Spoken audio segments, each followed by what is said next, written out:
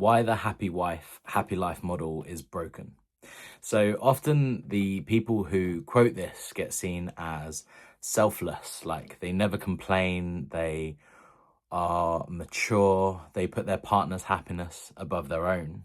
And to some, that's a good thing or seen as a good thing. But what they're actually doing is prioritizing a lack of conflict, trying to avoid all arguments with their partner.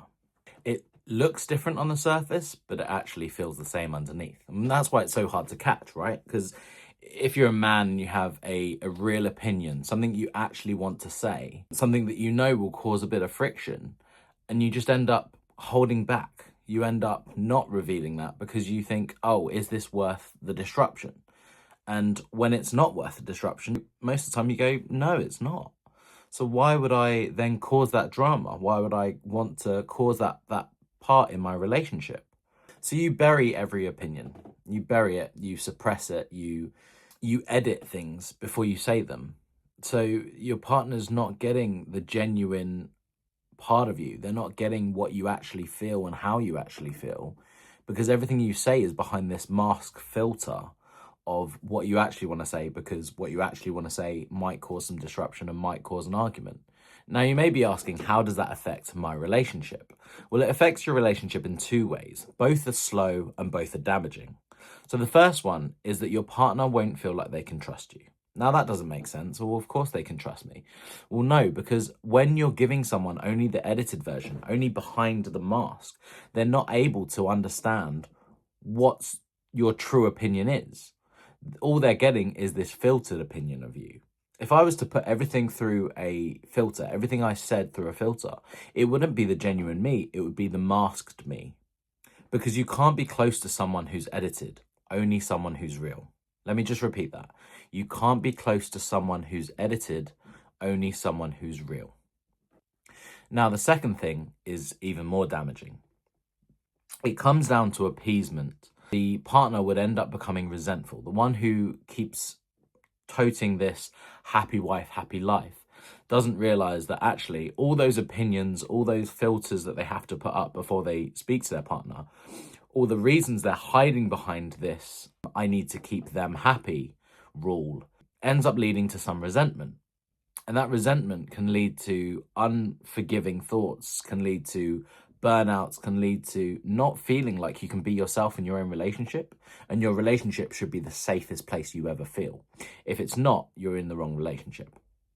If I can't come home and tell my partner about what's happening in my life, tell my partner about how bad my day is, because I don't want it to draw up something in them or make it a competition between who had the worst day, then that's not a safe space. I want to be only in a safe space when I get home with my partner, where I can take comfort in them and being able to speak my mind to them without having to filter it through this I don't want to upset them filter.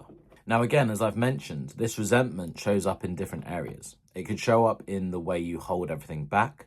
It could show up in the arguments and having them blow up sooner rather than later. Well, I didn't tell you that. Well, why didn't you tell me this? Ends up being more of a bigger argument than the original argument if you'd just given your opinion. Appeasement isn't kind. It's a form of control. It seems kind. Oh yeah, I'm just keeping them happy. But it's a form of control. You're understanding what things are going to cause arguments, what conversations might cause arguments, and you're holding those back. Not because it helps you feel peace, but because you're worried about what happens if you don't. If your partner never disagrees, never pushes back, never tries to take space in the relationship, then it also means there's never anything real to push against, never everything to have a back and forth conversation with, because everything that they're saying is just to keep the other side happy. The main problem with that is that genuine intimacy is then never possible. You can't be loved for who you are if you never show up. Let me repeat that. You can't be loved for who you are if you never show up. I just want them to be happy, said with complete sincerity. And of course you are. Of course you want them to be happy. Why would you not? But that's missing the second half of the sentence. You just want them to be happy, because if they're not happy, you don't know what to do with it. You don't know how to sit with that anxiety. You don't know how to sit with the fact that something you said might have caused them a little bit of discomfort. And that's okay. We should be being able to say things that leave our partner in a little bit of discomfort. We're not trying to be people pleasers just because it makes our life easier. We're trying to be people pleasers because we're worried about what happens when we're not. That's what the real drive is. It's not love, it's anxiety. Thank you for watching this. I hope you've learned something. If you'd like to see more, there is more on my Instagram channel at Barnaby Chew. I'm also putting together a small cohort of people that help break down arguments, discover patterns, and change your belief systems so that you have less arguments in your relationship and learn to connect better with your partner. If you'd like the link to that, please drop me a DM on here or on Instagram and we'll have a conversation. Cheers. Have a good day.